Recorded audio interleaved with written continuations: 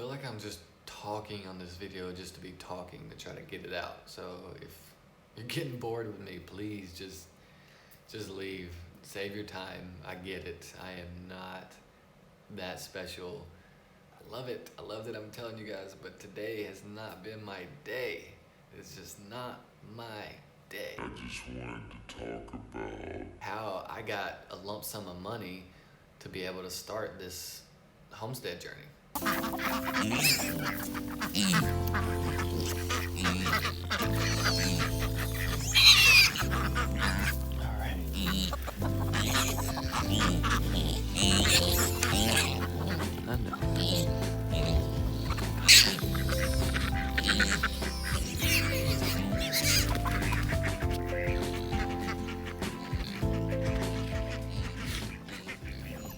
What's up, everybody? My name is Spencer D. Olive. This is Birchwood Homestead.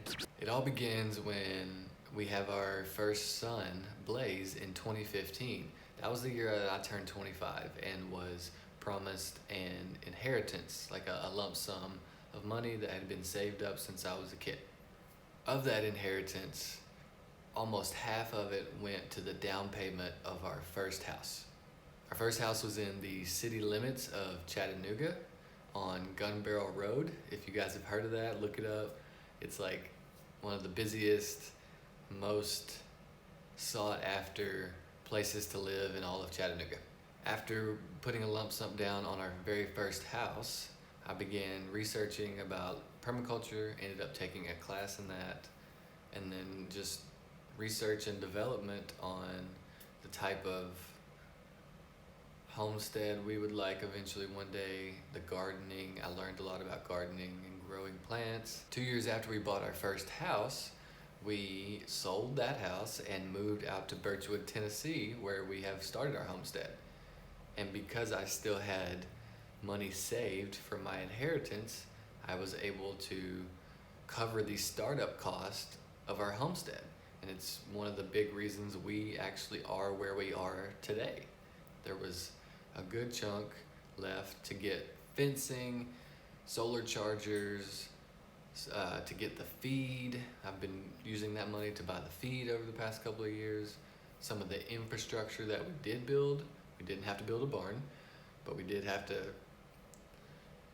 all the ins and outs of, keeping chickens and keeping goats and keeping pigs and raising your own meat and starting a garden and having a greenhouse. There's a lot of startup cost when you want to have multiple things to start with. All because of this inheritance, I was able to follow my dream, follow my passion. I didn't even know what this was until 4 years ago or so. So it's like, just so thankful and so fortunate to have this opportunity.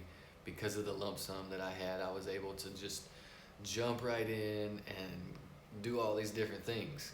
That's where we are today. I hope you enjoyed this little short video of me trying to explain kind of how we got started money-wise. Like how was it there for us to just kind of jump into like we did? Because to friends and family, it looked like we just literally, like maybe I don't know what people were thinking. I don't know how, some family and stuff know that I had inheritance, and that was probably how we got started. They probably think, oh yeah, he had his inheritance, he was able to get started on that. And that's how we were able to get started. But many of you might have been wondering how we actually got started. So that's why I wanted to put out this video. It's mostly for, subscribers, new subscribers. Like, we are young, we're millennials, and we're out here homesteading, just beginning to homestead really the first couple of years, and how it's all kind of come together for us so quickly and so abundantly is because I had an inheritance. Thank you for watching this video and being with us today.